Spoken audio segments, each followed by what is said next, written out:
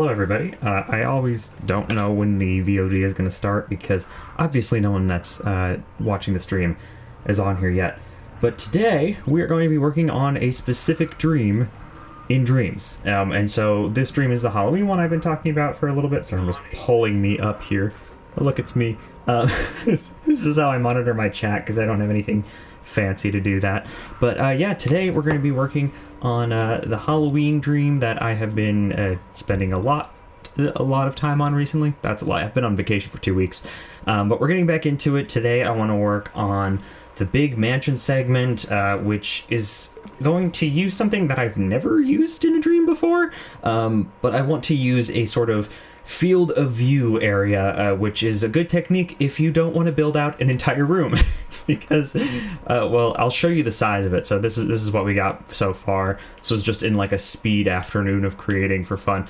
But today we're going to be working on this segment over here, which you can see is completely done. So I'm going to be surrounding this entire thing with like just a small section of wall, because the whole point of using this kind of limited field of view, I guess technique you could call it, or ability, isn't really just to make it that I don't have to create everything around here all the way up to the ceiling and then create ceilings and make a whole backdrop. But it's definitely part of it. So I'm going to grab my character over here, who I always forget the name of because I didn't realize he was a media molecule person. Rowan, that's what it is. It's such a unique name, or maybe it's like very normal in the UK. I don't know. If someone's from the UK, feel free to tell me. But yeah, let's get on started. So obviously I'm not going to be just talking about the different things that I'm placing in front of you. For example, these large walls, which we're hoping are detailed enough to actually work for walls. Nope, doesn't look like it. So let's go ahead and try to find some stone walls or create them ourselves. But I'm also going to be just talking a little bit about some creation things that I've done in the past. I know that I haven't talked a whole lot about my old Halloween levels, although I did make a video on one of them. I want to talk on... Let's see, let's search for some stone walls first so I can keep chatting. I want to talk more about the specific dreams that I did and kind of the experiences I had around them, because, oh, that's pretty. Let's see how much thermometer this takes up. Oh, like none. What? That's not right. Talk a little bit more about the specific memories I have of those Halloween levels. See, we got there. We got to the end of that sentence. I'm pretty proud of myself. All right, I think I just forgot to enable the thermometer. Let's go. Nothing? Really? There's no way this is just worth 0, right? Is that possible? Well, maybe it's just negligible, which would be great, because it's going to make this so much easier. One of the things I hate is when...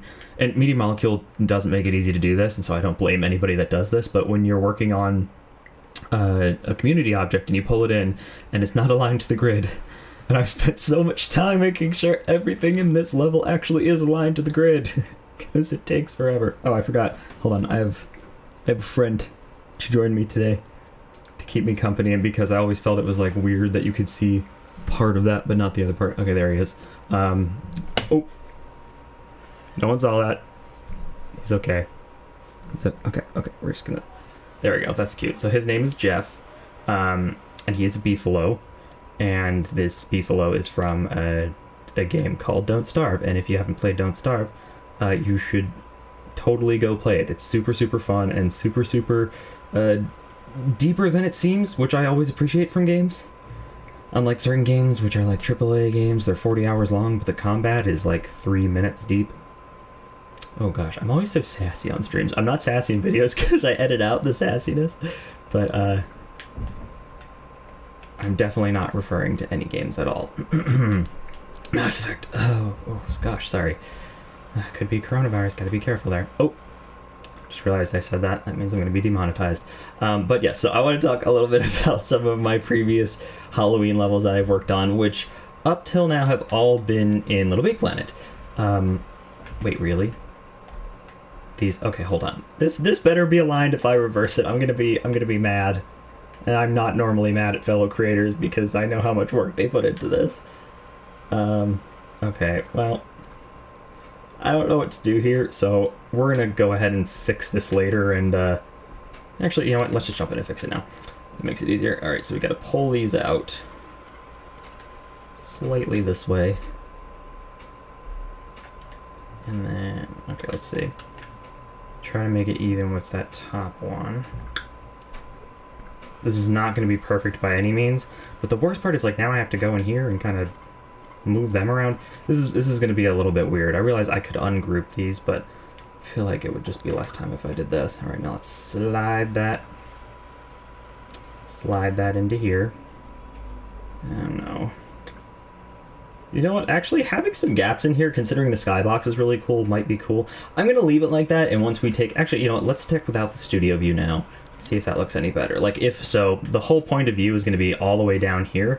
I'm not sure they'll be able to see that, but if they can, I kind of like this whole sunset thing coming through here. I think that's pretty cool. All right, let me actually check the chat without knocking Jeff here down, because that's going to suck. Sorry if I just hit the mic there. Sassy's. Hi, Andrew. I might be playing some later. We'll see how far we get on this, because if I get stuck at some point and it's just going to be like one of those things where I'm sitting there for 2 hours trying to figure it out, I probably will just play a little bit. So, T-Master, thank you for joining us, and I will keep that on the list if we do switch to playing later. If not, as always, almost lost Jeff there. Okay, well, he's just gonna sit right here. Let's see if I can... There we go. Oh, it's gonna screw up the focus. See, I thought it would be fun because it's rainy and lonely here, and I needed something soft to cuddle. All right, so I think that's good. Let's grab this and turn it this way so we can actually make the rest of it. We'll see how close to 90 degrees that actually is, because it is not locked at all, which can be frustrating. But let's go ahead and do what I said I was going to and talk a little bit about some earlier Halloween games that I've worked on in the past. So the first one I talked about a little bit in a previous video, and that was the, what was it? It was just called Halloween, I think. I don't think I ever named it because it was always for friends. I didn't really see the need to, you know? And so the first one I worked on was going to be this awesome haunted mansion type area, and I wanted it to kind of fall apart as you got further and further through the level, so it would become more and more like, I guess, disorienting, and not in a gameplay sense, but just in the sense that like the brick walls like this would start to fall apart and form platforms. And I used to do a lot of trippy levels like that, largely because it makes the whole game design aspect a lot easier, because you don't have to try to focus on something that seems real or like normal. You can just kind of go with whatever you want and then blame all the weirdness on the fact that it's like a... Oh wait, you know what? I could probably do this. On the fact that it's a trippy game, and that's just kind of how it is. Gosh, these stone walls are so normal. I want something interesting about them. But I suppose that's not what the player's going to be looking at, because again, I am going to do a sort of limited viewpoint on this to play with lighting and also to make things a little bit easier. And so they're not really going to be seeing these unless you go right up against the wall, and there's nothing to do against the wall other than just kind of see that you're in this enormous place.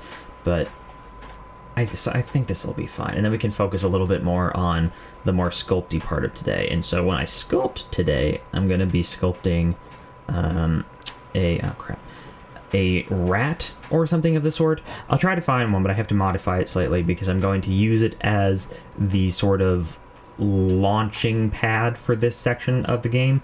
It's kind of like a bounce pad, but in this case it's going to be a hole in the ground where, and yes, I've drawn this all out. I should show what my notes look like at some point, but they're in the other room. But it's going to be a mouse that jumps on part of a tile to launch you upwards because the tile is loose. And I want to not spend too long on that, but that's going to be like one of the bigger customization things in this game. So, I mean, I will if I have to. Alright, let's... Hold on, I just got a thing. Is that you lagging or is that me lagging? I am plugged into the router, but that doesn't mean that it's not me. Alright, let's jump in here and take out... No, it can't take out that one. We can take out that one, and let's modify this one to be a little bit shorter so it fits our entrance here. Apologies if there is, for some reason, a lot of lag on my end. I don't normally have much here.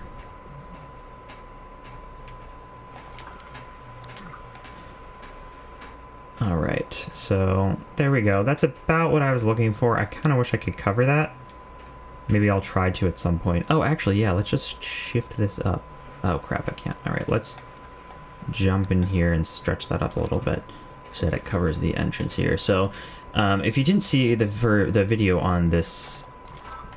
There we go. If you didn't see the video on this level, there's going to be two sections. The mansion section is what we're working on right now, and it's going to be kind of one of those perspective things where you're down here and people walking above you are going to be at least twice the height of this wall. Oh, I don't know what that means. Okay. I'm hoping that that's not something rude. But regardless, hopefully I don't have to build these walls up again, because like I said at the beginning, I'm a lazy designer sometimes. But let's get some perspective in here, because I'm going to also have to build some legs, some very tall legs, that can step on you if you get crushed by them. Or that will crush you if you get stepped on them, I suppose you could say. So yeah, the first Halloween level that I worked on was this really cool kind of haunted mansion, but I took inspiration more from catacombs. So if you can combine the aesthetics of a mansion with catacombs, that's what it looked like. I wish I could have shown this on my channel. Oh, yeah, I'm gonna have to build these up. I wish I could have shown this on my channel at any point, but it was lost to time, unfortunately. I corrupted the game file somehow. And before anyone says anything, this was in Little Big Planet 1, not Little Big Planet 3. I have never had a game corrupt on me in Little Big Planet 3, which might shock some of you, but... that looks a little flat. Let's pull that up a little bit. But I worked on levels at the time largely to play with friends, and the friends that I played with were like the sort of school friends combined at sometimes with neighborhood friends. And we would all get together to play video games because there was nothing else to do at that time. Oh, I don't need to pull that. I can just clone these. And it was always a great time, but it got to the point where I was just creating games specifically to play with them. I always wanted to create games, but I think Little Big Planet was just so revolutionary to me because you could create multiplayer games. And, I mean, sort of like Minecraft, like the difference between playing alone and playing with other people, part of a game like this where you can create something, whether it be to play or just to show people, is to show people in general. And I think that when you can't, like in more single-player focused game creation tools, and I guess sort of what Dreams is right now, it can be sort of sad that it's like, oh, I made this really cool thing. I wish I could show it to somebody, or I wish I could just play it with someone, because, like, why would you create games if you didn't want to play them yourself with people? And that's why Little Big Planet was so awesome to me. So we would get together and we'd always play these games, and I started making levels just for that group.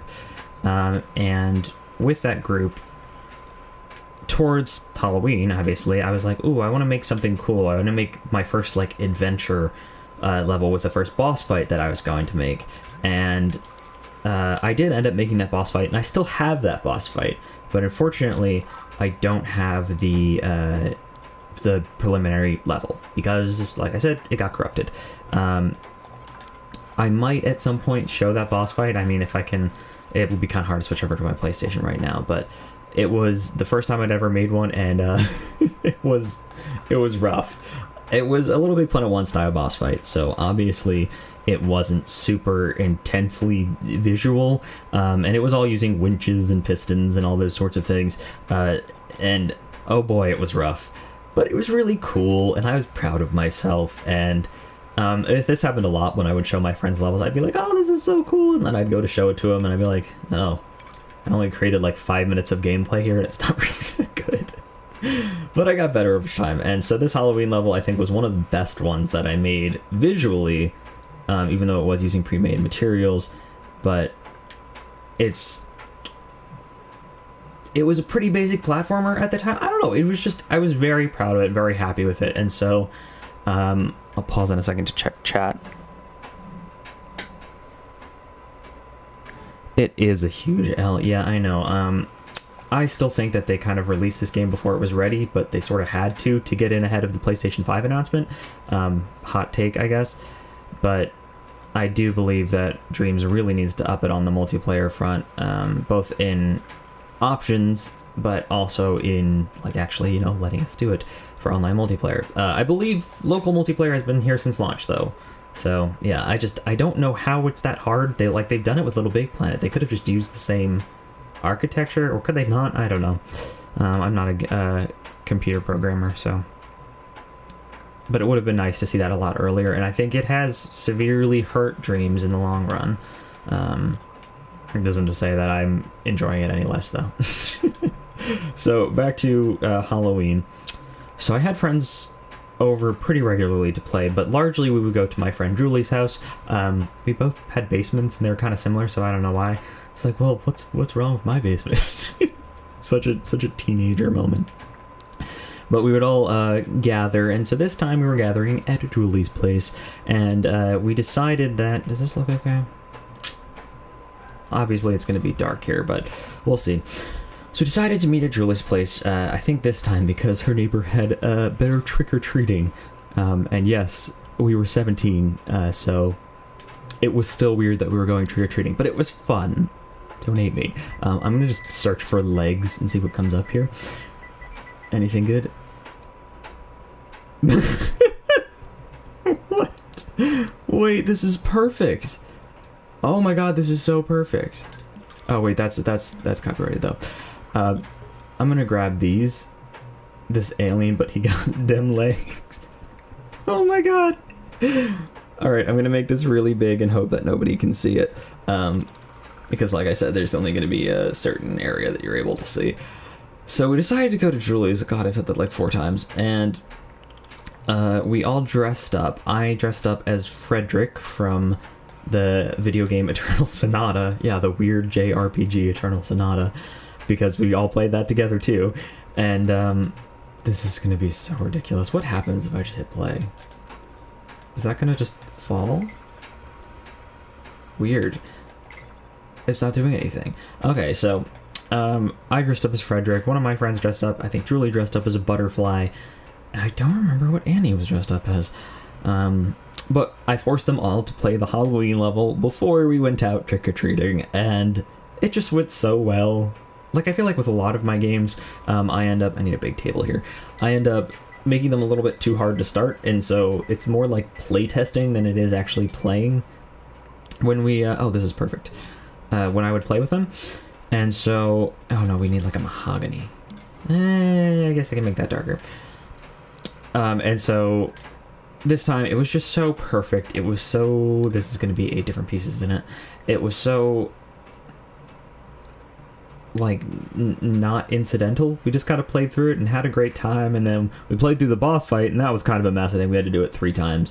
But, it was just a great night. It was so fun and so, like, not childish, but carefree, I guess. Oh god, I'm gonna sound depressing here. But I really, like, really, truly enjoyed... Okay, what are we at here? We're at 100%? Really? Exactly? Good for me. The whole night, and then when we went out trick-or-treating, telling all of the parents who were, you know, normal people... I was dressed up as a character from a Japanese role-playing game, when I'm pretty sure they didn't even know what a console was at the time. I mean, it was like Xbox 360 days, so they had to have. But that was a hilarious sequence of events, and I don't believe that I would have changed anything about that night, except for, you know, maybe not screwing up the boss fight so much, but that's my fault. Hello! Okay, so we have people. We have Retro Leaf and we have Hollowed Hero. Hi everybody. Welcome to the stream. Today we are working on my Halloween level. I always forget to reintroduce things because people come and leave all the time. But working on my Halloween level today, yes, I know it's early, but I wanted to give myself as much time as possible, so unlike Christmas time, I wasn't uploading my Halloween level on November 2nd, because that would not be ideal. I also know that in Dreams it's going to take me a lot longer to complete a full game because it's, well, I mean, it's not Little Big Planet. So, alright, I already drew out a diagram for this level. If I'm making you dizzy, I sincerely apologize. I'm not sure how to create in this game without constant reversals, but I do apologize. let's place that right here. So the idea right now is to create these. Okay, I need to redo this because this isn't aligned. The idea for this is for Mr. Scary Babyface here to wander around these tables, and if he gets close to you, step on you. I say that like it's just such a normal thing to say. But to do that, we're going to have to probably action record. I know that's not what it's called in this. That's what it is in Little Big Planet. But we're going to have to... Why is this not... This is aligned. It's like almost perfect. Okay. Not... It's kind of perfect. There we go. Alright, there. Just aligning that with the wall. I do that a lot. I tend to just pick the object that I've chosen as the right one and then align everything else to that. And it gets a little messy towards the end of the game, but being that everything here can be adjusted in 3D space... That was a long sentence. It's not that hard. Alright, so there we got one. We're going to create the other, and so on top of these two tables, there's going to be some candles. The candles need to be lit to exit the room, and will also dispel the... Well, once you get all four of them, it will dispel the whole light orb on you and light the room itself. But hopefully we can use certain effects to just light the bottom half of the room. I'm still not sure if I'm going to have to put a roof here, but I'd rather not if I don't have to. I don't know why I had that over here. Alright, so now we're going to need to jump in here and kind of adjust the floor, because I need to have access to one of these panels on each side, because like I said before, they're going to be the jumping pads in this section. Alright, let me see if I can pull this way. Is that going to work? Yeah, that looks okay, right? As long as it's inside that wall. I can always adjust the walls to fit this a little bit better, but that should be fine.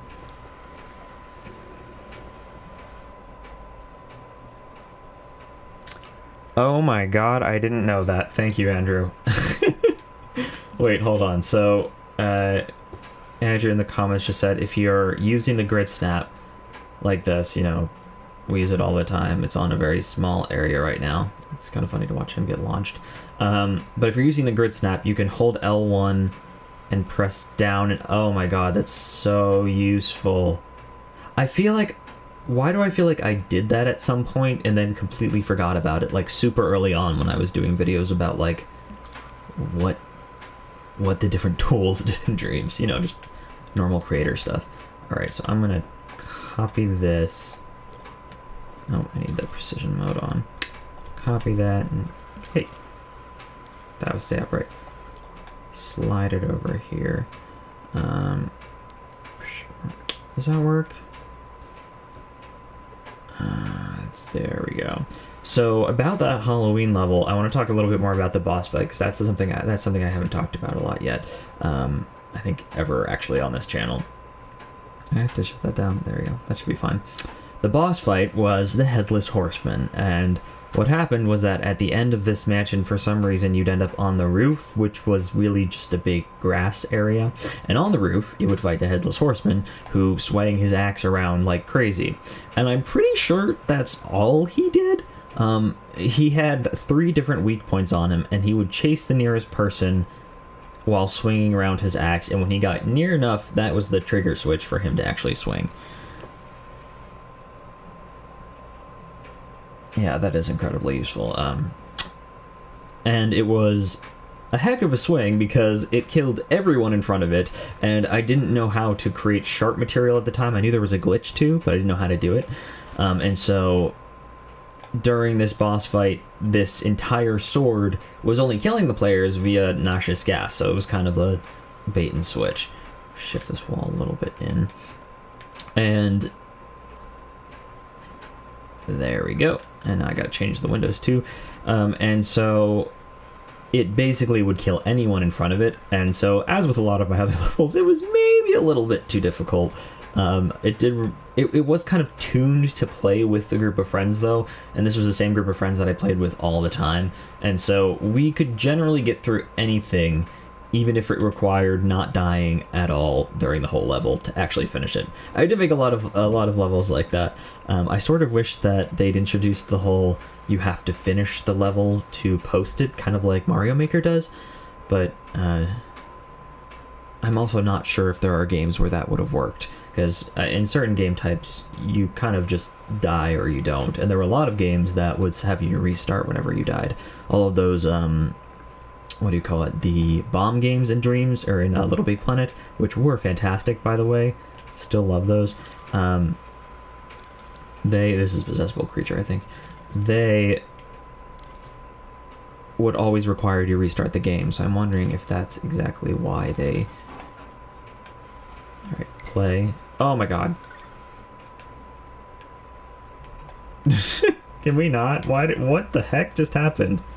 Oh, I have another creature over there, that's why. I forgot I had another character. So let's see. Can we get through here? Is this gonna work? It's not gonna work. Okay. I'll have to take her out for the time being, but... Oh, does anybody else actually use the test mode thing? I feel like it's useful, but I will never get used to the controls to quit in and out of it. Because you go to, like, in-game mode whenever you're playing, obviously. And yet it still uses all the controller combinations that create mode does. Alright, little ghosty, you're gonna sit down right here. There we go. Alright, now if I go into test play mode, or even just play mode, let's see. Can I not possess this one? Why not? So is this just a sculpture? Because that's gonna suck. I don't want to have to animate this myself. Oh gosh, that's the laziest creator thing I've ever said. No, I will. I mean, it does have to walk, so I suppose I could animate a walking motion. Oh, but then I'm gonna have to... Okay, let's try to find another less scary thing. So earlier, if you missed it, we just searched for legs to find this, which is not very specific at all. But, like, I could just use these. I might, for the meme of it all. Oh my god, oh no, it has legs. No arms. Jeez. Ball with legs, that's perfect.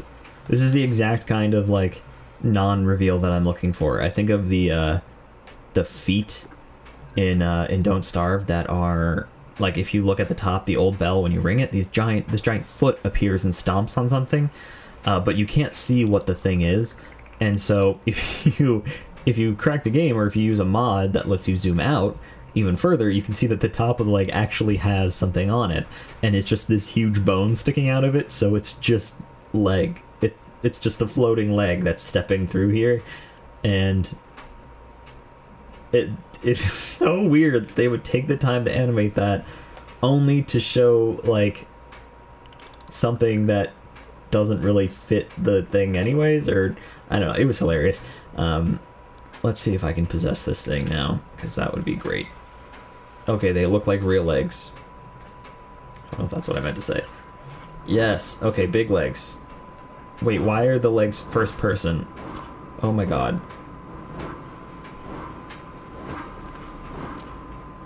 Do you hear that? Is that the feet? Oh my gosh, I thought I would have to create a sound effect, but no, he just stomps. Okay, I'm definitely gonna have to make it smaller, but that's cool. I don't know why it's first person, though. Oh god. Like, can I change that? Oh my god. I always forget that it scales the circuit boards with the creature for some reason, which I guess makes sense if you're creating on a larger scale, but... Alright, let's see if we can make this guy, not first person. Wait, where's the camera? It should be in the camera, but I don't see a camera. And there's nothing in there that's referencing a camera. Oh, it's inside of him. Oh no! I made it so big the camera's inside. Right? Am I crazy? I think I'm crazy. I scoped in. There doesn't seem to be a camera unless it's in the hips.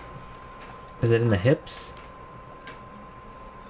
Oh my god, I'm just tearing this thing apart. Alright, I guess we're just gonna have to figure out how to make him follow this. Oh wait, I can just use the follow me button. That works. And delete out the camera things. I'll do that later though, because that's gonna be boring. Interesting. What are the poses? I'm sure it's just idle and... Okay, yeah. I was like, did they make some unique poses for this voguing sphere with legs? That would be cool if they did. Alright. let's actually, maybe we can just, I want them to be large and scary. Can never win. I'm gonna shift these two over slightly so that it can actually walk through there. It's supposed to be even with both of the walls here, but I'm just gonna try to even this out a little bit, which I feel like is a huge time sink when I'm doing this sort of thing, especially if you're a perfectionist, because obviously you can tell that these are almost parallel, and this is certainly not. But the player won't see it from this perspective, so it's fine. Alright, I guess let's just take the recorder and try to get this guy walking around. Record possession.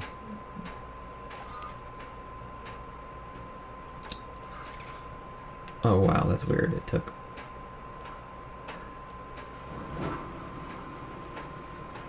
way too long. Why is this such a short possession? Oh, it's not.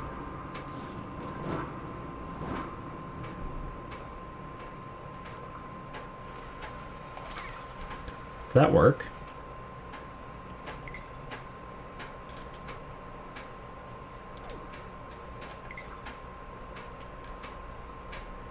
Oh my god, it actually works. Now here's the question, do I care that he's clipping through that? I think I do. But at least... Oh, he's totally clipping through that. Oh, gosh, can I... So I think if I go in here, I can actually reduce the size, like the total size of that. Yeah, amplification. So if I put this to 90%, maybe it'll tighten that circle in just a... Oh god, now he's walking in the table. You know what? I can work with that. Let's keep this open so I can see where he's walking. And then I'm gonna... Oh, but I have to hover. That's kind of annoying. Then I can shrink the table to match. So... Oh yeah, because your knees reach the table too, right? That makes sense. Actually, you know what? I might just want to make this taller. It doesn't really matter that it's bigger. And that will give the characters a bigger space to walk in. A reminder that the character's not actually going to see this large ball above them. Unless, I mean, I might make kind of an Easter egg to see it, kind of like I talked about with Don't Starve. But, I don't know. Travel, keep changes. You know what I wish I could do? Just grab onto those. Can I? Let's see. If I turn on X-ray, I doubt I can. Like, I highly doubt I can actually grab onto it, but we're gonna try. So I can see it, but I can't grab onto it. Okay. Oh, that sucks. Let's see if I can trim. I don't know. Alright, so I'll actually clean up that and make a real animation later, but again, I think this is fine for now. I tend to just kind of throw everything else... Wait, actually, Andrew told me what that's calling. That's called grayboxing it, but obviously you can tell this has textures.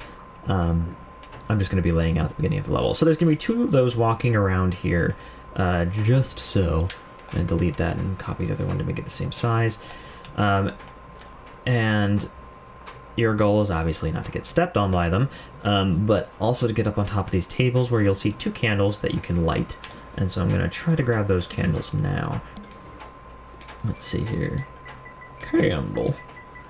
I was going to make them braziers in the last one and just make this kind of like a dungeon room, but I feel like that's too basic. So let's grab... Oh, that's kind of pretty. That's a little too, like, fancy for this. I feel like it's more this style or something like like a candelabra. Extra drippy candle. I like it.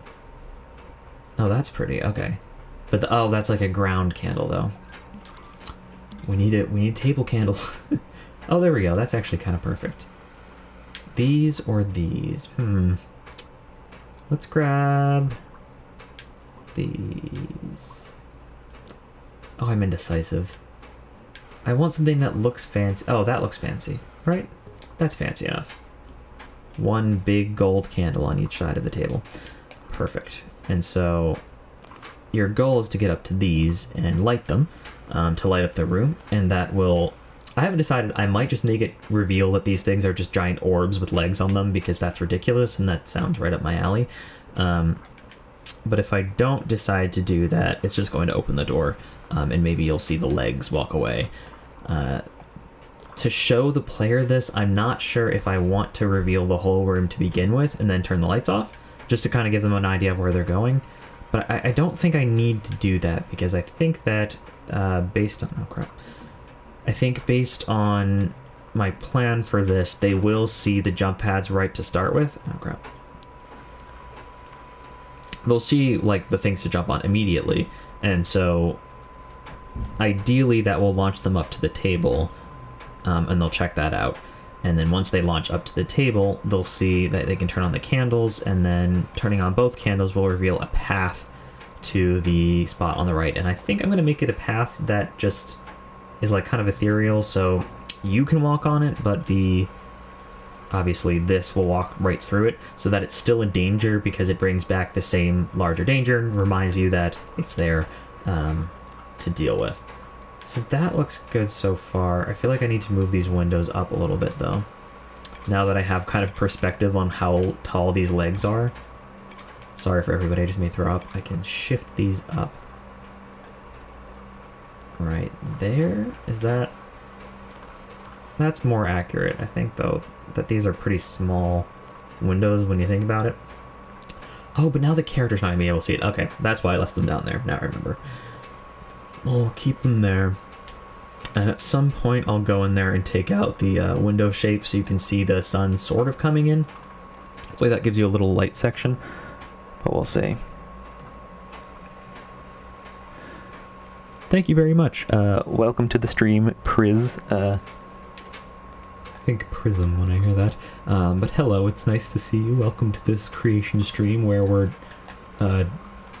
still hoping we can incorporate this guy somewhere, but not here. Today I'm working on my Halloween level. I'll pause for a minute of the kind of torn out creations that I'm currently creating and show you a little bit of this if you haven't seen the video on it. So the game, which is going to start over here behind this gate and sort of fly you around here, show you the castle in the distance, or the mansion in the distance rather, and obviously all of this will be terrained. And then it's going to zoom through one of these gates, and you will be in the graveyard. I may make a hub world at some point, because this is connected and using the same character as one of my old games. Hi, Dave. It's okay. But if I do that, it'll probably be after I create a third game in this, because I'm not sure it's entirely worth it.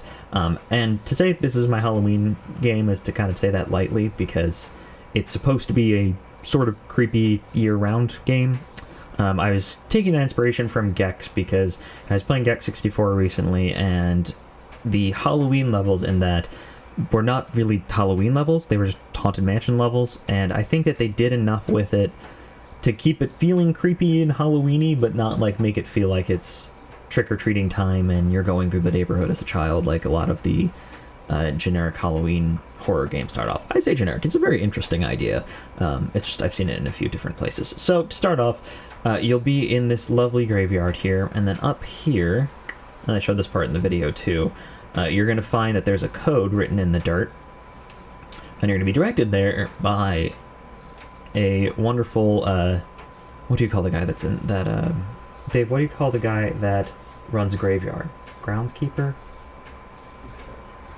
Gravedigger? Something like that. Well, he's going to have a shack over here, and the shack is going to have a keypad on it, and you'll need the key from over here, and there's going to be a note from the foreman or gravekeeper or general old man that he left it written in the dirt to scare off grave robbers.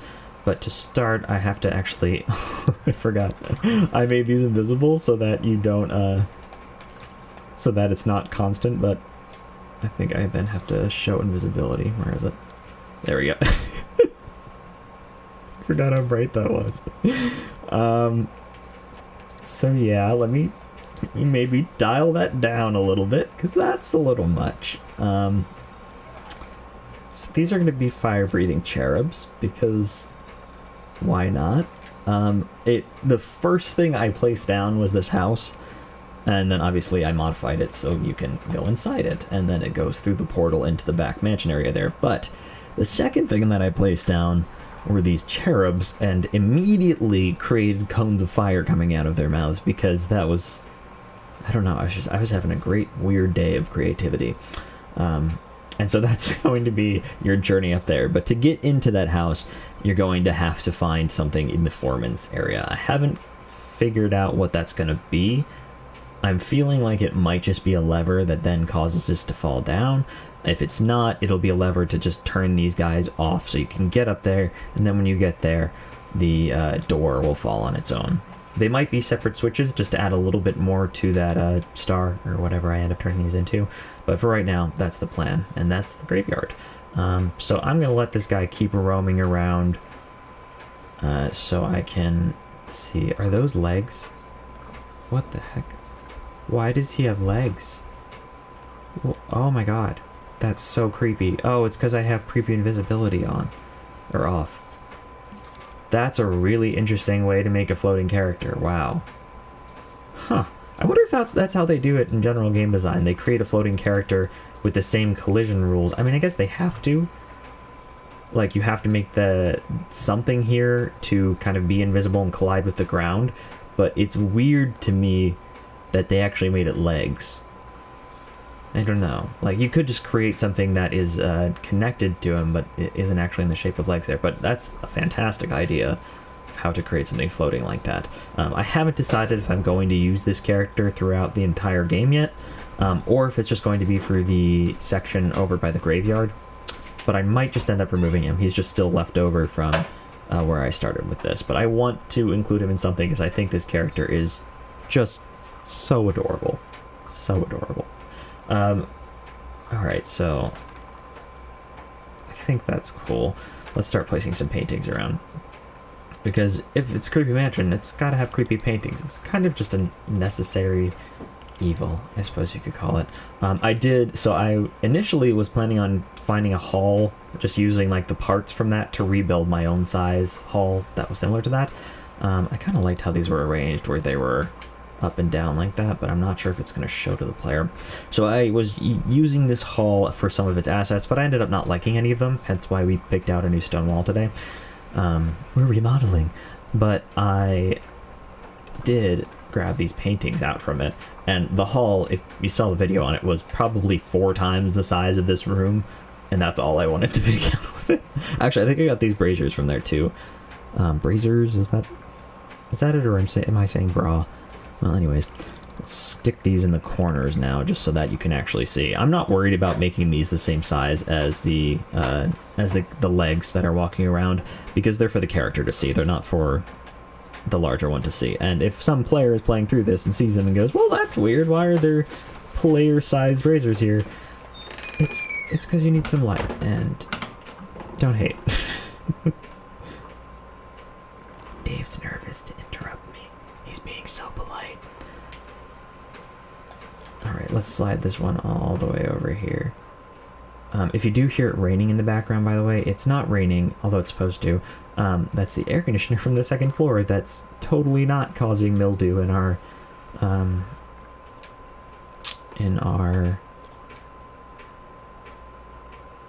air conditioner. Sorry, I'm trying to hold this on the line, and it's really not working. It's really not working for me.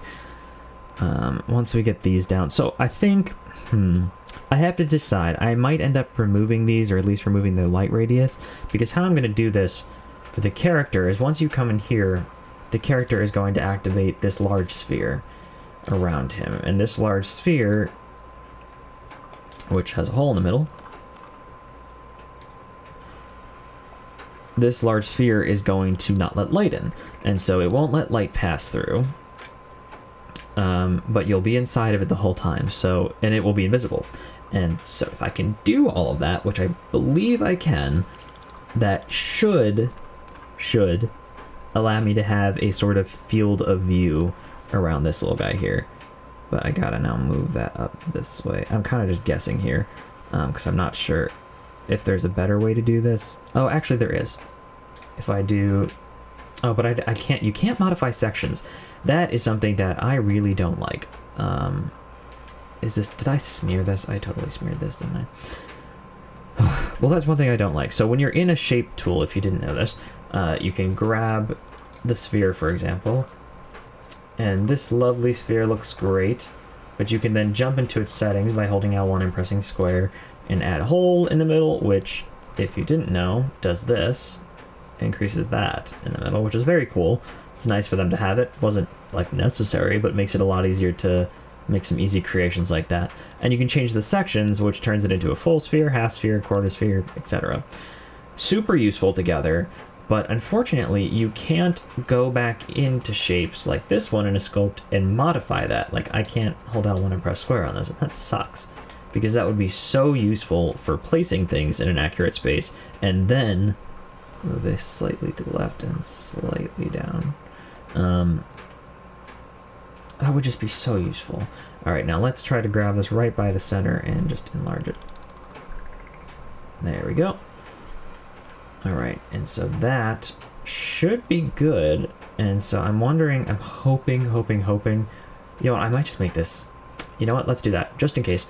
I'm going to spray paint this black. And that should give the exact same effect of keeping everything around you dark. And I'll make it very, like a very loose fleck size.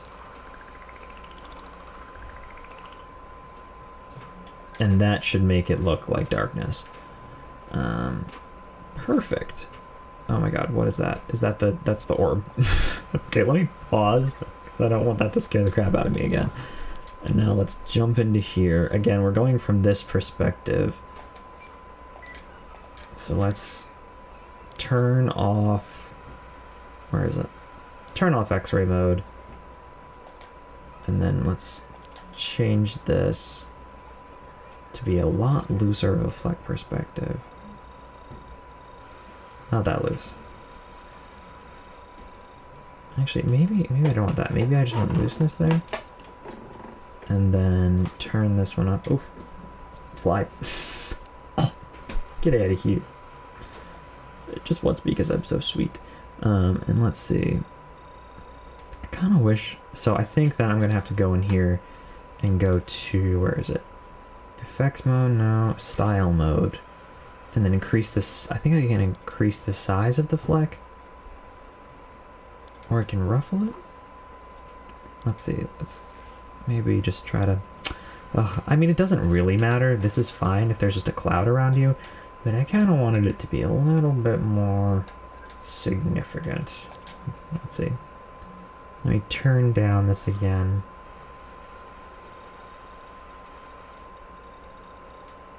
I guess maybe if there's like certain things of light shining through, that'd be great. Who knows? I might just end up making like super thick fog and one light around here. But if I then go in here, pull this up to where it's supposed to be. Which actually, you know what, like right there, that's probably good, right? Yeah, I think that's good. And then I just need to place a connector, what is it called, a tag right in the center of this. And where is that? Tag. Right here. And then group those two things together.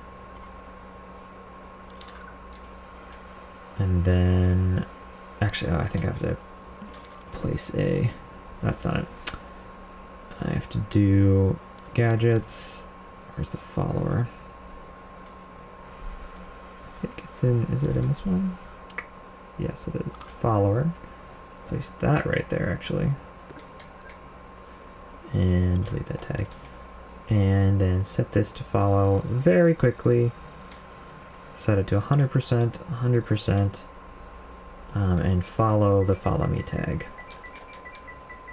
Actually, wait, hold on, I can just... Yeah, there we go. And once it does that... Let's see... So, the follower has to be following, let's see. Affected objects, target position, found target. When found target, it's going to be plugged into this. And so it won't activate until it's found a target. So then if we go to play mode, Well, it's not playing. Let's see what we did wrong. View, preview invisibility. Where is it? There it is. Always forget what that is. And let's jump into the settings of this, make sure that it's movable. Which it's totally not. It's visible, collidable. I believe that should do it. So I hit play. No. Alright. I may just have to plug into the visible section of this. Oh, there we go. The whole thing is immovable. There we go. So then let's actually jump back in here and make this not movable. I always screw that up. You got to be really careful about how you're grouping things when you're making them movable and unmovable. Nope, still not finding it. Alright, let's jump in here one more time. View.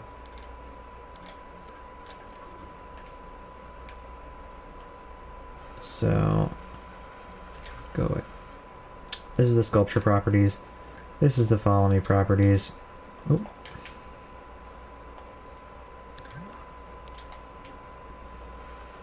So, first of all, we gotta take this follower and bring it out.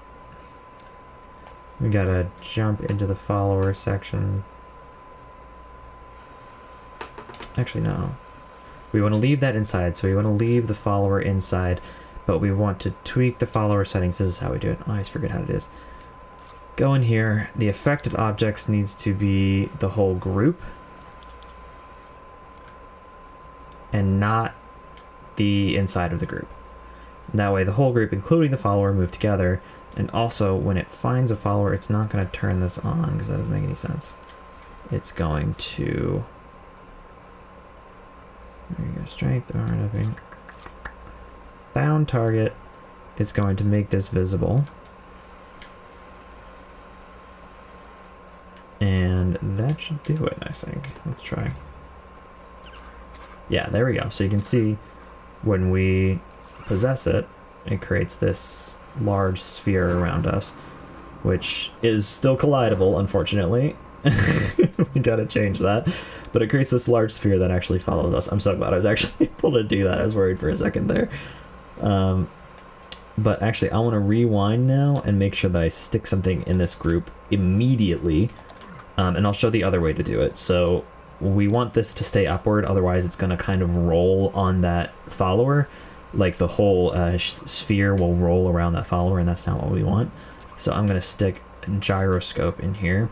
So I'm just going to place one down outside the group, open up that gyroscope, go to affected objects, and plug it into the whole group, which is this large sphere.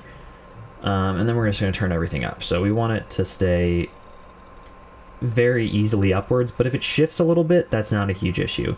And the reason that I don't put both of these at 100% is because I don't find that it always works well with a follower too. It just kind of messes things up. And then just to keep this gyroscope with the group so that they stay together, I'm going to take it and hold it over the whole group, which you can do anyhow, then hold L1 and press X to place it into this group. And I could definitely place these better, so editing this would be a lot easier, but where's the fun in that? I'll just keep this gyroscope right next to the follower. And now, let's get out of that group and save this real quick. Yes, I haven't named it yet. I never name my creations, I don't know why.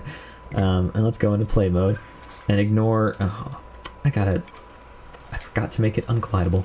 Alright, so collides with nothing. And labels nothing. Good. Okay, so that should fix that. So as you can see the whole screen right now. That's not going to be the case when you run in here because you'll have to be possessing it. And I actually then need to remember to jump out and set it so that it will affect, the big sphere will affect him and limit your view even if there's nobody possessing the puppet. You know what, that actually works for him to stall there. I'm going to leave it like that. So then when you come in here, no matter what, you will see this large sphere around you, and this doesn't collide with anything, but it does limit your viewpoint. Again, I'm surprised this went so well, but it did. And so it's not him. What's... Oh, it's the other... It's this guy. He's trying to keep up. That's why. I thought that was the footsteps. Darn it, I got excited. But this is a really, really easy way to make a limited perspective video game. And so now I need to start working on the second part that we're going to be working on today, which is making one of these floor tiles bouncy. And, you know what? I might just have the ghost follow you in here so the ghost can activate it. That's not a bad idea. I was originally going to have to create this whole thing, and I still might do that. Yeah, you know what? I will, because I think that's cute. But let me uncheck preview invisibility, or check preview invisibility, rather. And so now I'm going to jump into one of these tiles. Let's see. Which one do I want to do this? So I'll do this one. I'm going to grab it, pull it out, and then we're going to make this kind of jagged and low here. And so there's going to be a hole on this tile right here. And I'll duplicate this later so I don't have to create multiple of these. There's going to be a hole here that's... oh, darn. Put on keep upright. And grab the actual shape.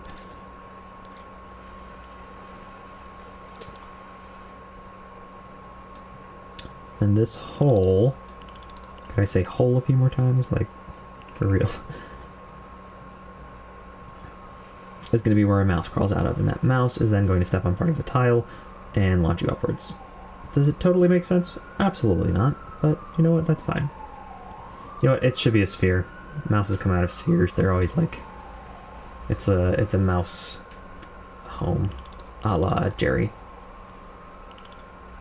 Do other people watch, like... This is weird to ask, but, like, did people in the UK watch Tom and Jerry as kids? Was that just not a thing there? Was that very American of me to say? That should be a cylinder.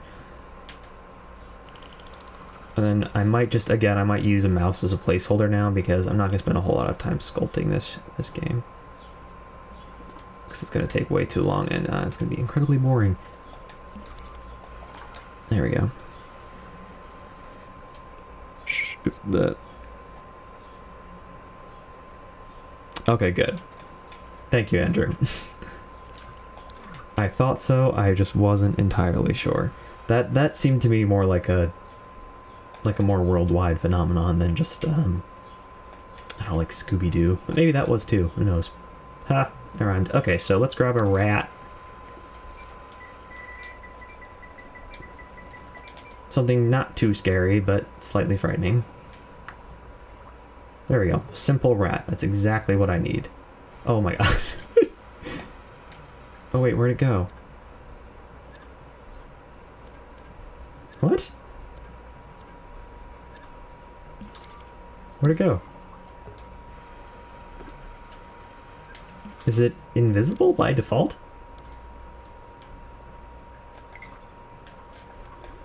What the heck is happening here? Why is that not appearing? I hope we didn't just find a bug here, because we didn't find a bug, we found a rat. I can't seem to stamp this for some reason. Does it follow? Is that why it's doing that? Oh, that's so disappointing. Alright, well I guess we can't use that one even though it's adorable. Let's try to grab something else. There we go. Dark rat. Perfect. So let's grab this little guy. We're gonna put him in his rat home down here. Let's turn back on preview, or turn back on preview invisibility. I didn't get that wrong. Oh, don't tell me. I did it again. Gosh darn it, Gabriel. Alright, so let's jump back in and correct this for the, like, the 5th time, right? Alright, here we go. Place that there. Alright, now he's a little hole to crawl out of. And let's actually add on to this a little bit of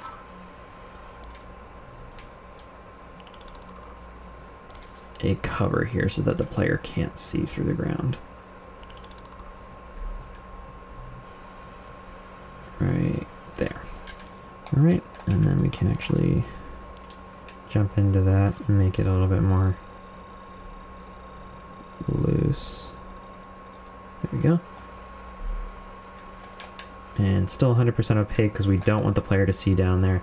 But then we're going to have to jump in and create a death area. Health modifier, where is it? There we go. And try to place that right there. Right there. And then jump on in here. And change the zone to be... I think where is it? There we go. Oop. Zone, cylinder. Why would you ever have a death zone that is a cylinder on its side? That makes no sense. Alright. Grab her. Nope. Nope. Nope. Why won't it let me turn it on its... Alright, well I guess I can just grab the manager itself and do this. This. Nope. What is going on here? Why can't I turn this like that? It really doesn't... Oh, I have step up. My dumbass. Alright. There we go. So let's grab this. Turn it 90 degrees. That's not 90 degrees.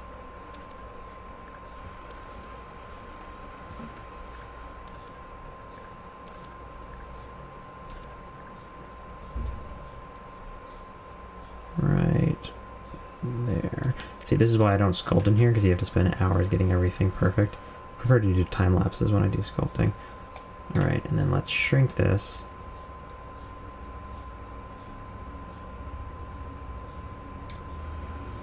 Make this a lot smaller, like 1.1. Let's try 1 and 1.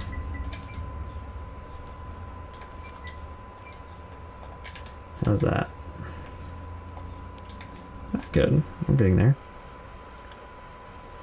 Place that right in the middle. Shrink that to be under there. And I mean, it doesn't matter how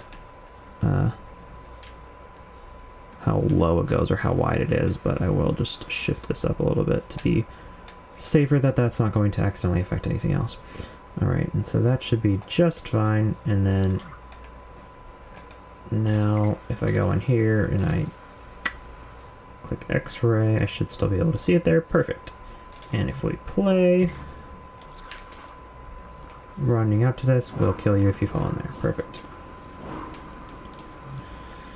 Alright, so edit. Let's see if that... Does that look bad? I don't know if I want it to animate, do I? Let's see what it looks like if it's animating. Black properties. Why can't I... Where's the boiling section? There we go, effects. Turn on boil, maybe?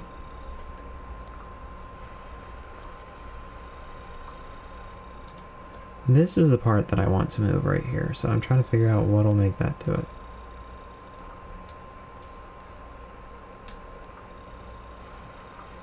Oh, it's because it's so light, isn't it? Hold on.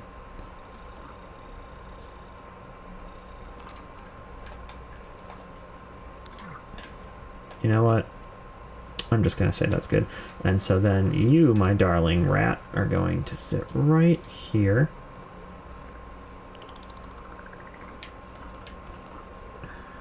Too big.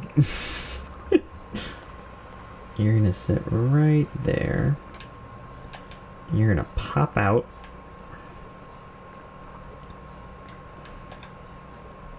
Whenever a lovely character leaves you some cheese. So I'm going to leave a little marking on the floor here that shows kind of an outline of cheese. And so when you place the cheese there, after a second, this mouse is going to leap on here and kind of knock the entire thing up. So what we need to do is create an animation that does that. And so to do that, we're going to grab a little timeline here, plonk that down, pull it up, rewind so I can actually do this all at once, and add a keyframe for this. It's exactly where it is. Then copy that keyframe, place it actually pretty close because it's going to be a launching mechanism, and have it turn this just like that.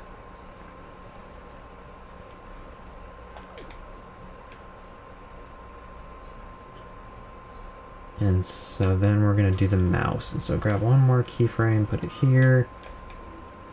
This mouse is going to go from down here.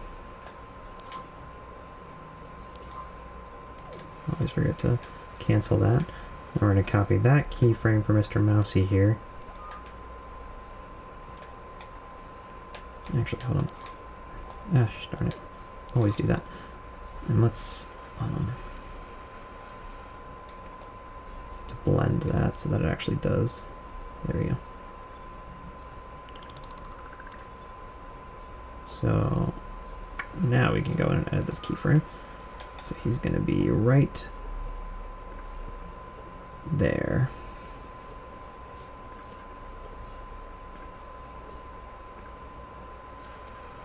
I think that's good. If it's clipping a little bit, it's okay. Get out of there, and so that's going to be just like that. Actually, let's make that one like that. And they're both going to stay like it for just a second.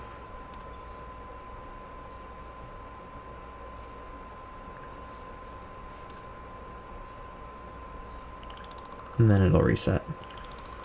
So obviously this will destroy the cheese in the process, and you'll have to replace it. But it shouldn't be that bad. Okay, so and then they're both going to return to their original spots. So let's copy both of these over here.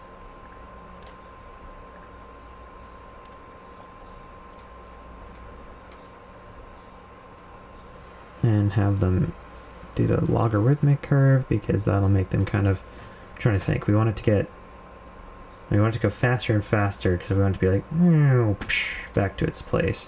So we want that one to be like that. So I still want them to be parabolic, because it'll be like it's a speed. And then for the other one, I'm just making funny sound effects. For the other one, we want it to be like boing. What's a boing look like? Is it fast at the beginning or faster at the end? Probably faster at the end, because that'll give her a better launch. So let's change to that. Then that'll kind of... Actually, you know what? I might leave him at that, because he jumps and then it launches. Let's see what that looks like.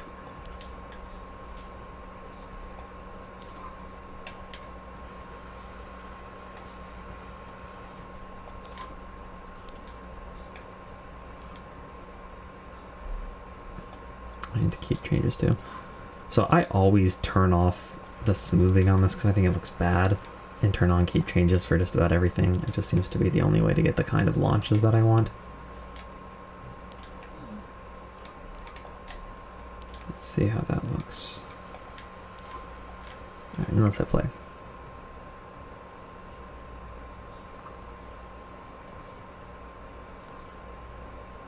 Okay, so that's him coming up.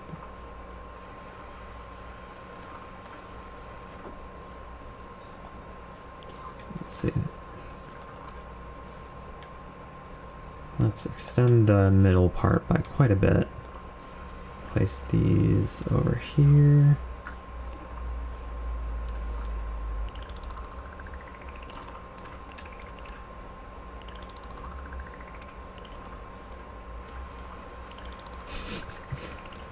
Always love how things get in the way of me. And then both of those are there, that should be fine. Alright, and let's just extend these for a little bit so that it can't immediately jump into another launch. Which I don't see how that would happen unless you had 2 pieces of cheese there. Hopefully that'll just help it. No, it needs to be a lot quicker on that first part. So let's shift these way left.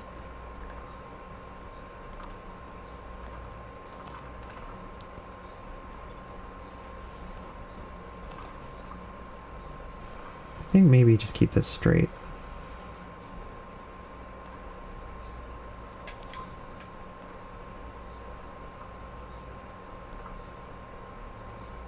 Because the character's only going to see it from here, so that should be okay. But I need to make that even faster.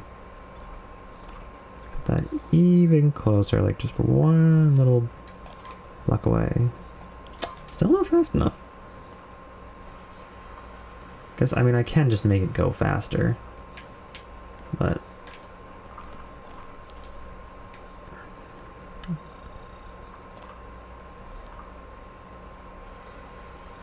Let's put up to 150.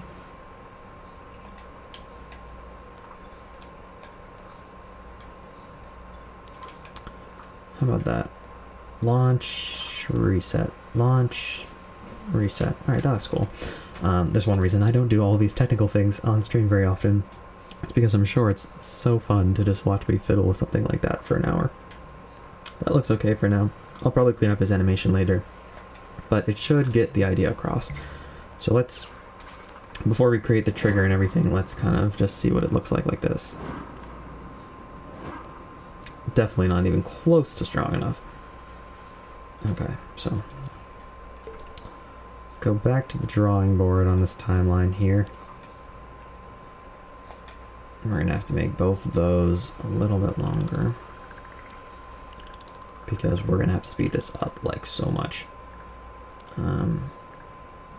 Alright.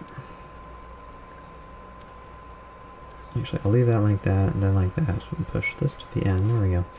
Jump to the timeline. Let's make this faster. 200%.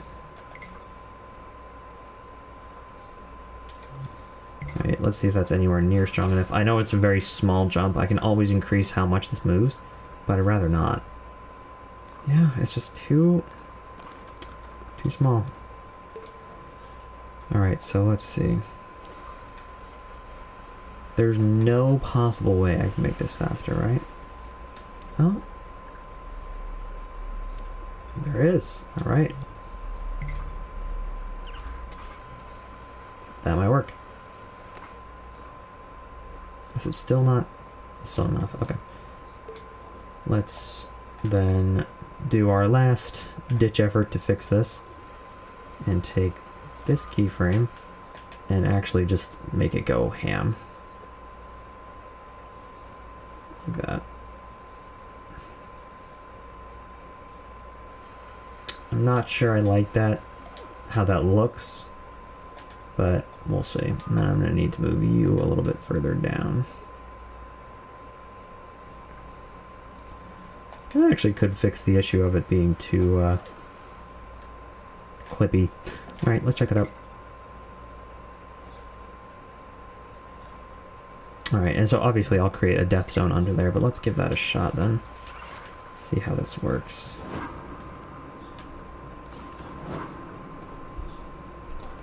Getting there.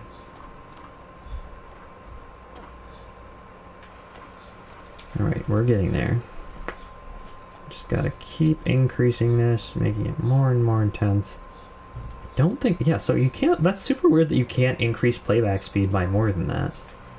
Right? Sure you could. Okay, I don't think that's gonna do it. Oh. Cool. Okay, so we're getting there. Alright, so now let's modify this one more time, even further. And we're going to cheat a little bit here. We're going to shift this up and see how that looks. So see if it's... We're going to shift that up just to give you a little bit more launch and see if that still, because it's so quick, looks like the aesthetic I'm going for. We'll find out. Oh yeah, it totally does. Cool. Yeah, there we go. Alright. So that's going to launch you up here. You'll be able to turn on both of these and then create the platform across. Oh my god. Oh no, where'd Ghost go? Where'd the Ghost go? Oh, there he... He got launched so far. Oh no, poor guy. Wait, I want to see what happens if we do that again. Is he going to come down here? Oh no. Oh, poor guy. Oh, there he is. Let's go together, dude. He's so much lighter than this character is. That's crazy. Oh, that's really cool. Alright, you know, on second thought, I might have to change this, because I'm not crazy about... that you can't quite see the wall from here, but I feel like this is the size of the zone I want you to be able to see. Not sure about that yet, but yay, we did it. Okay, so... Rewinding, we can finish up this area, so we know that that's going to happen, which is just wonderful.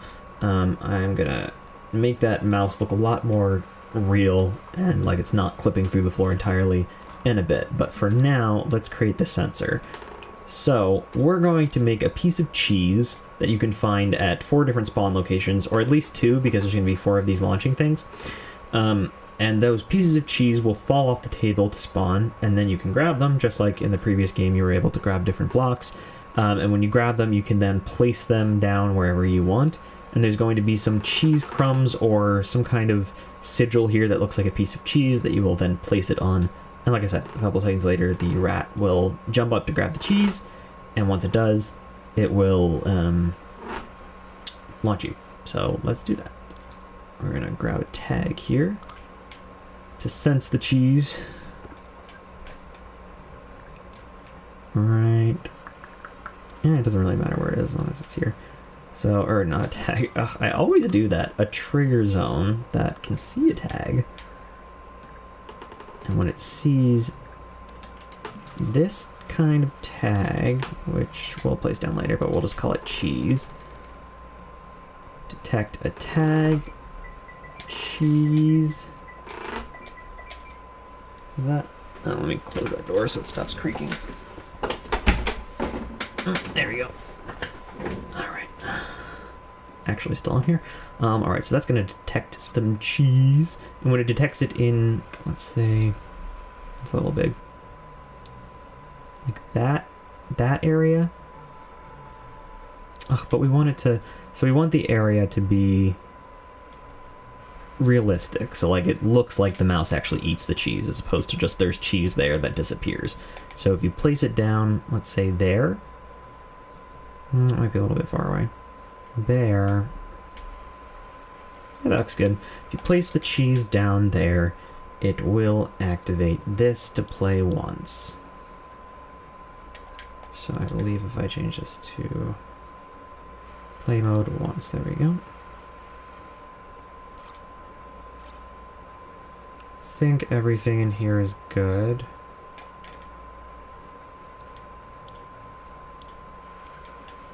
And that's going to activate its own tag, which is going to be called Destroy Cheese.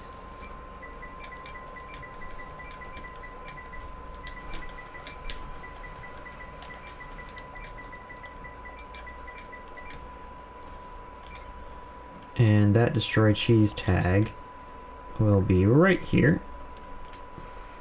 And so that's when it's detected, it will activate. Oh crap, no, I gotta have this do it.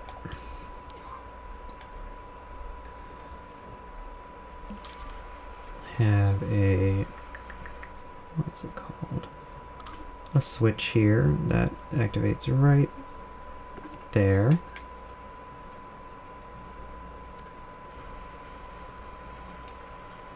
And this switch will briefly activate the Destroy Cheese tag. And so that way, when it goes, oh, it will eat the cheese. Let's see if we can see. What would you call that sound when you eat something? Gulp, probably? See if there's a gulp sound effect. Oh, that's very loud.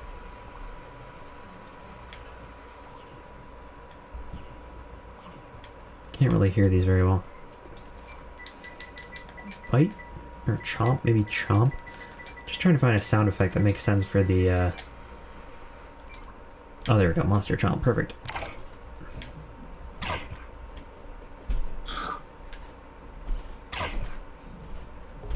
Oh, I love this. I love these super cartoony sound effects because they just make the game so cute and so in such an easy way. Alright, so let's place this one right here. Go into the settings. Maybe go a little bit faster. I think like, what, 200%? Is that going to be too...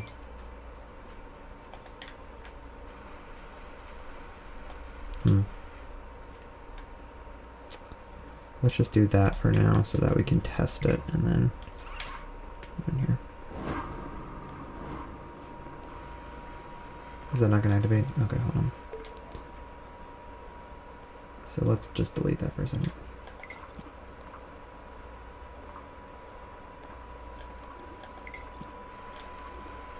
Why is that positional? Positional, sound effect, instrument. There we go. Okay. Why is that so quiet? Volume should be at 100%.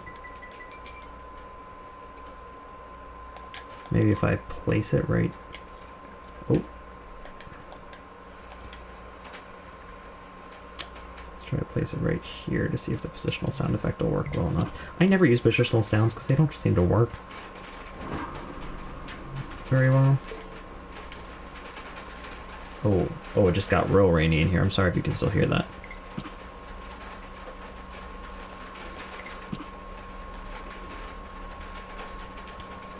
Alright, so let's go back to... There we go. And let's make that play once. Volume 100%.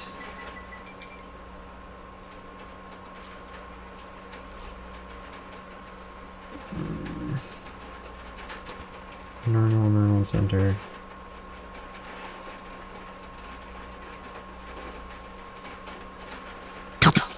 Oh, that's scary. I like that you can kind of hear that. I like that it plays through the controller, but that's kind of strange. Maybe I'll keep that. And turn down the pitch a little bit.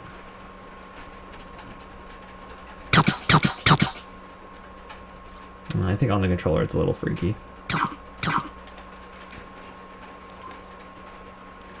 Place that back here. Alright, let's go to play. Okay. Forgot I have to actually change that to the trigger. Okay, so I think that's fine. We can move on to the cheese. So let's find a cube of cheese. And I apologize if the rain is super loud. I can't really turn the gain down on my mic because it's already down really far. Maybe I'll just mute myself periodically. But let's look for some cheese.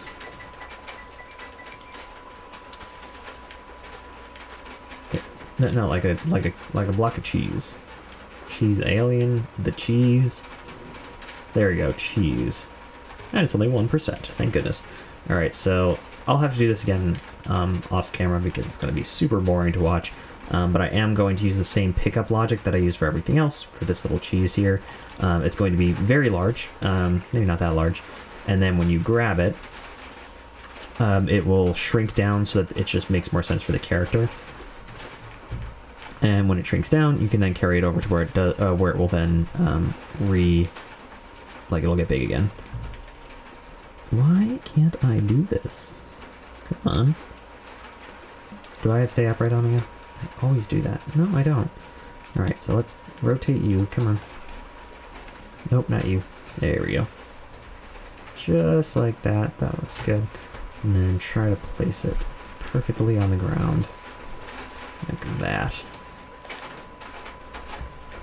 So that it kind of will stand up when I place it places.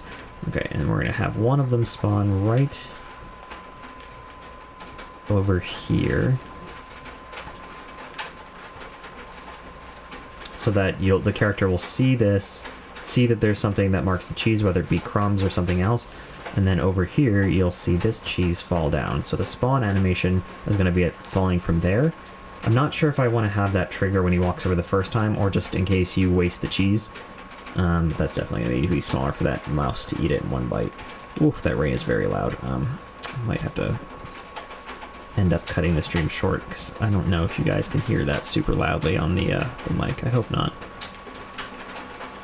Alright, so the idea is you're going to run over here, grab the cheese, place it there, and then have a second to run here so that the mouse will eat it and you'll get launched up. Hopefully that becomes obvious enough to the player quick enough. I'll obviously have to play test this, but for the time being, I mean, that's pretty much all I wanted to make today. I just want to then take all of these different things, timeline, and add them all to the same group so that I can copy this, because it's going to be in more than one place. So like these two right there. So now if I move any of this, I move the whole contraption so that I can create a bunch of them around here. There's at least going to be one there and then one here. Do I want to make it there or there?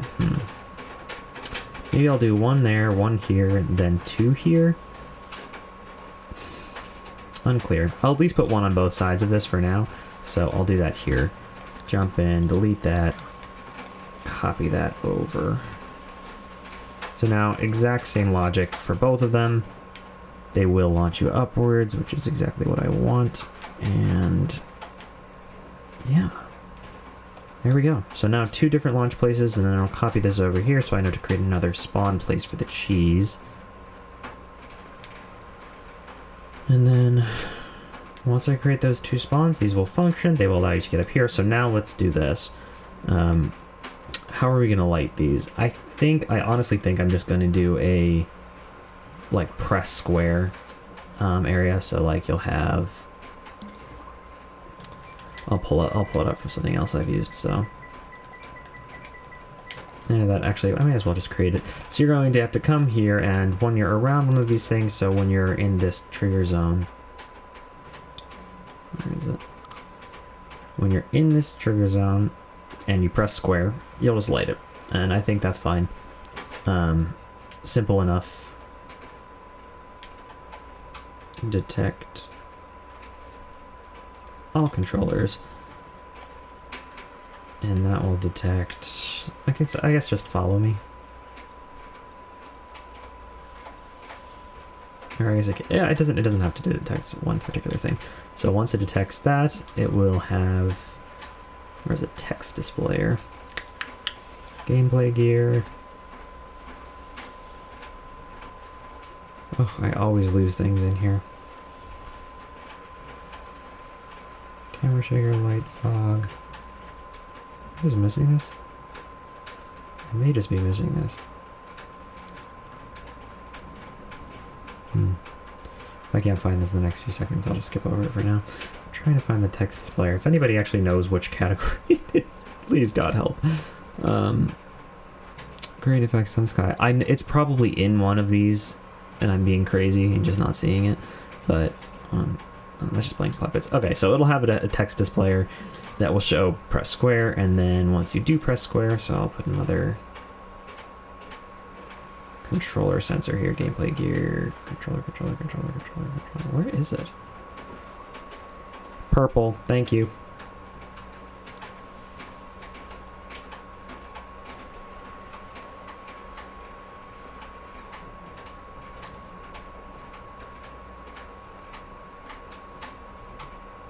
Am I crazy?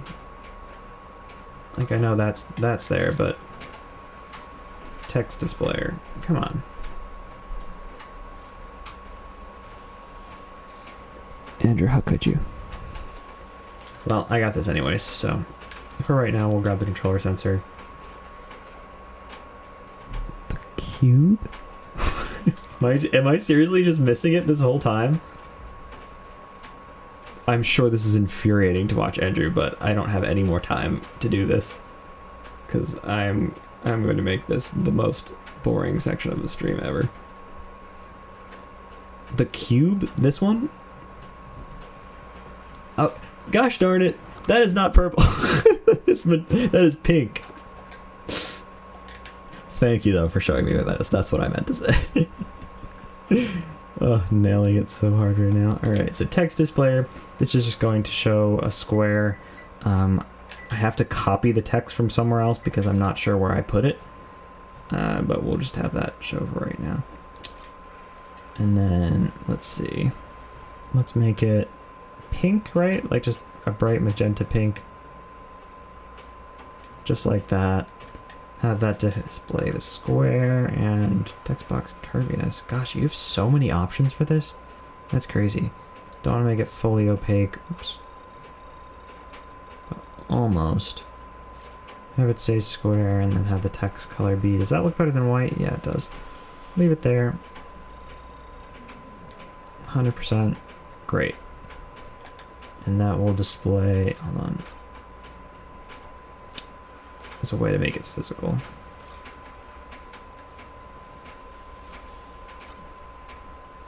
In scene, there we go. And have it face camera, just like that. always on top. Do I want that, or do I want it to be... I think I do want it to be always on top.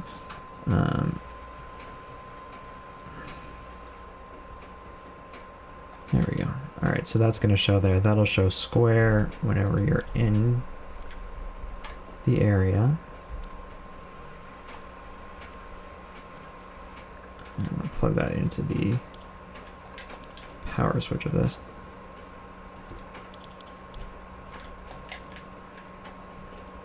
And then if you press square, it's going to make this visible.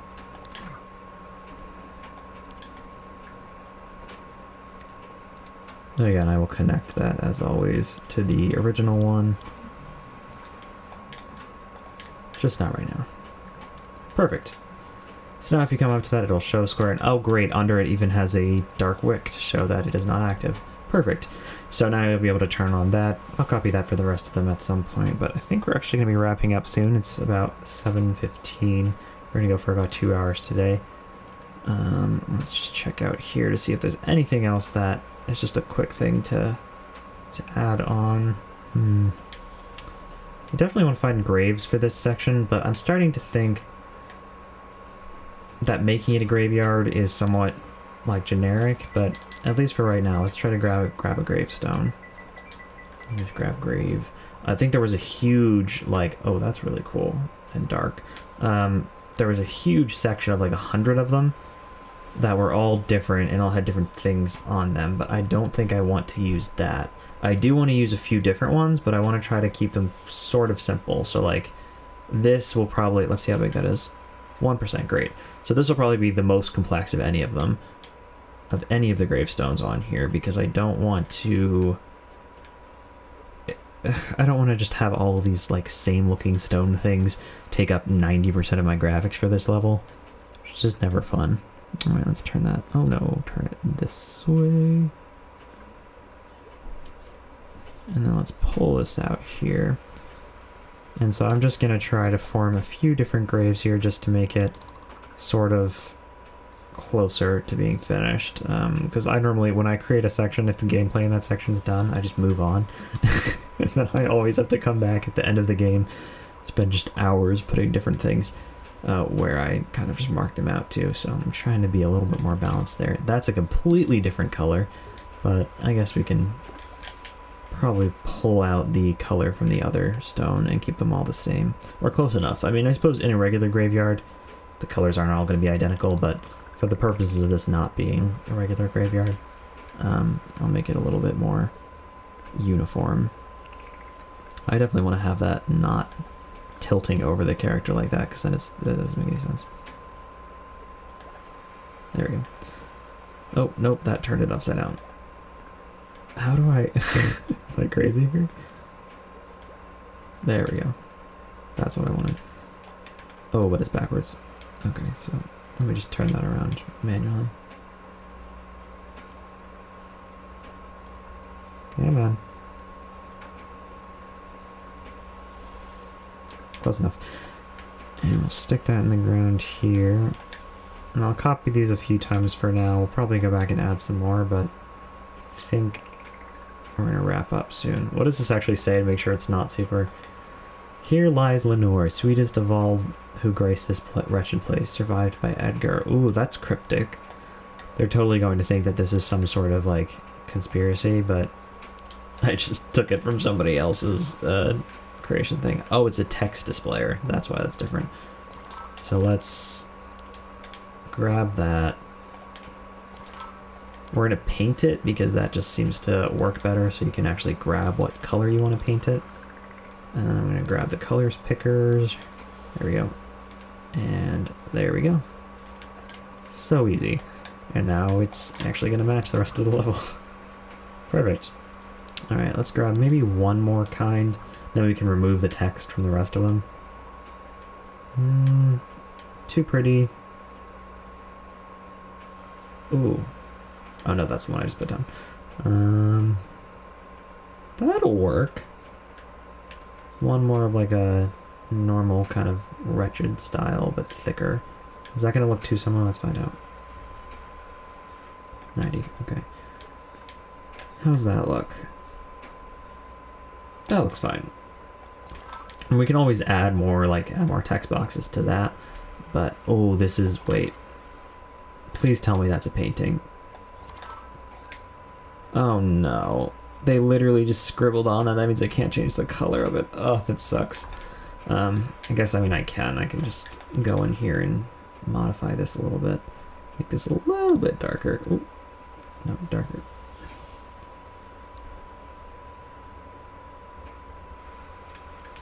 That matches a little bit better, right? I'm going to say close enough on that because I do not want to have to repaint all that little beautiful text that someone did here. Because, I mean, that's already perfect. Let's shift this way. I'm definitely going to reuse this one and sort of change the text up to create something more cryptic or silly. But other than that, I think we got it pretty much. Oh, you know what? This just gave me a great idea. Why don't I then take this section and do something with these grays rather than just have them be there? I think something like with the different orders here, you can have like a puzzle somewhere in the game for one of these stars that will then ask you to like go back and find a certain character and then copy the order of these symbols to that keypad or something. But I don't want to use two keypads. Maybe it'll be just stones they have to play around. This is kind of turning into like a platformer / survival horror game. I'm not mad about that. I'm kind of into it. Alright, so then let's do this. Let's grab these three, slide them this way just to keep it looking random, and then slide this one over here, slide this one over here, and then I'll change the text on that a little bit later, and then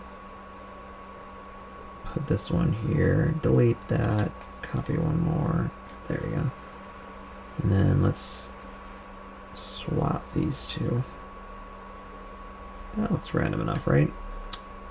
That's one of the weirdest things about game design that, like, I've learned from just, like, talking to people that code and seeing interviews is that randomness is just never random, because even if it is completely random, if you want it to look random, you have to, like, kind of go in there and switch it around most of the time. Alright, so we're going to have maybe 3 of the cross ones in here. Let's put, like, 2 of those in a row right here. You can see this is a very scientific process of making it random. That looks pretty random. We'll see if I end up creating a shape here or something like that to sort of fit the theme a little bit better with the whole puzzle areas. But as of right now, I think that's good. I'll definitely tear up the ground around those places, and then up here there's going to be a little bit more information. You know what? I might just want to start inside the graveyard. I don't know that I need this whole intro section.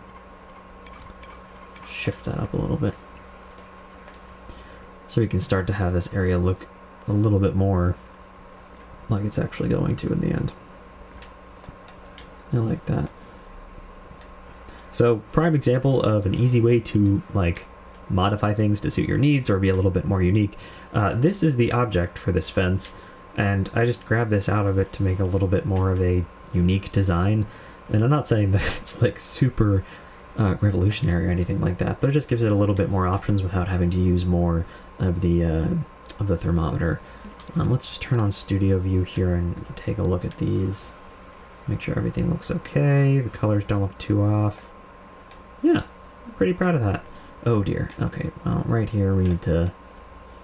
Oh no, it's okay. I thought I saw there was a huge corner in that grass, but it's looking good so far. I'm actually very happy with this, with what we got done today. I know that it's a small amount for a couple hours, but I suppose that's just sort of how creation is. Still trying to figure out how I'm going to have this ghost work in this level, so if you have any suggestions, please let me know in either the VOD or in the comments of this stream. I know for the most part people watch my videos, they don't watch my streams, but if you are here, especially Andrew, if you're still here, thank you so much for watching. I hope you enjoy what we did here today with our lovely little launching panels that I still need to finish off with that cheese. But otherwise, thank you all so much for watching. Thanks for coming to the stream. Have a wonderful evening. What time is it now? Like 7? Yeah, have a wonderful evening or wherever you are. And I hope everyone's doing well. I know it's still pretty tough times, so hopefully watching this cheered you up, or at least hearing my monotonous voice was able to calm you down for a little bit. But regardless, so long everybody. Say bye to Jeff, and we'll see you all in the next video. But for now, goodbye!